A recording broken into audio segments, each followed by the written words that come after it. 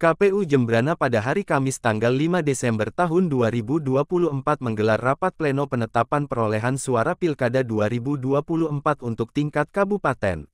Dalam kesempatan itu, KPU Jembrana menetapkan perolehan suara Cabup dan Cawabup Jembrana I Made Kembang Hartawan I Gede Murah Patriana Krisna atau Bang Ipat serta menetapkan perolehan suara calon gubernur dan wakil gubernur atau Wagub Bali Koster Giri.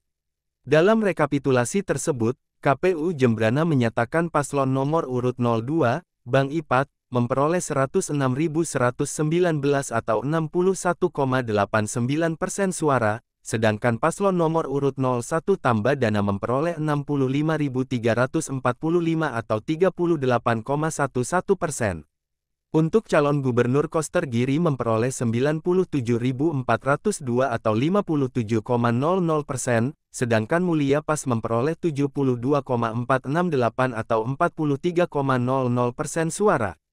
Ketua KPU Jembrana I Ketut Adi Sanjaya mengatakan bahwa dalam rekapitulasi ini pihaknya mengoreksi kesalahan administrasi yang ditemukan di beberapa tempat pemungutan suara atau TPS di Kecamatan Jembrana dan Negara.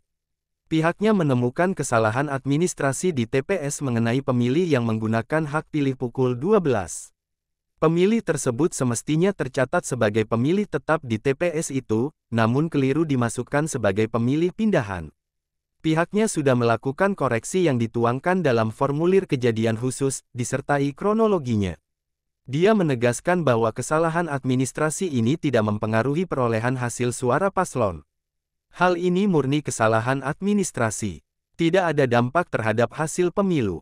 Setelah rekapitulasi suara di tingkat kabupaten, pihaknya melanjutkan rekapitulasi tingkat provinsi untuk pemilihan gubernur.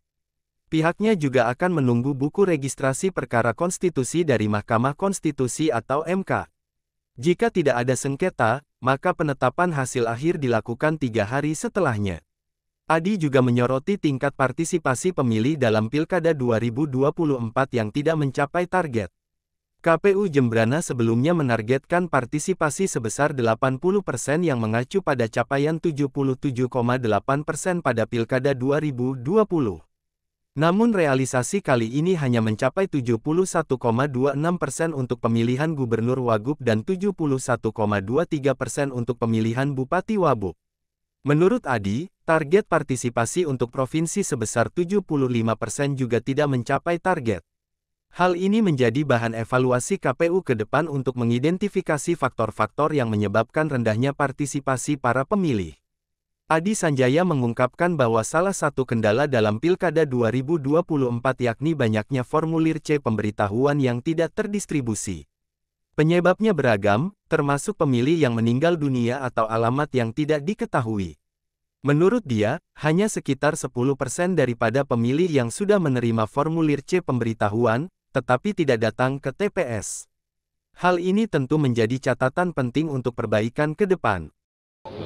Baik, jadi pada hari ini kami melakukan rekapitulasi di tingkat kabupaten, yang mana tadi sudah dibacakan hasil rekap di masing-masing kecamatan.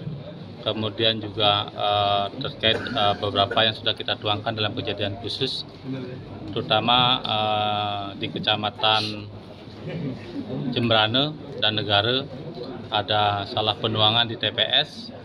Jadi pemilih yang menggunakan KTPL yang datang jam 12 siang sesuai dengan alamat TPS itu dimasukkan ke dalam pemilih pindahan. Jadi tentu ini kami harus sesuaikan dengan jumlah pemilih pindahan yang sudah kami SK-kan.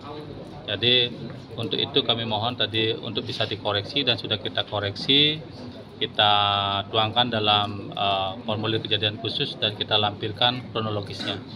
Ya, hanya penuangan administrasi saja, tetapi tidak berpengaruh terhadap perolehan hasil. Ya, kalau pemilih, jumlah pemilih DPT-nya juga tadi ada pengguna yang di DPT itu kalau kita cermati di setiap pemilihan antara gubernur dan bupati itu selalu sama, tetapi di Kecamatan Negara terjadi perbedaan karena adanya pemilih yang di lokasi khusus. Ya, jadi pemilih khusus di mana dia masuk DPT, tetapi sebenarnya mereka adalah orang-orang yang pindah memilih.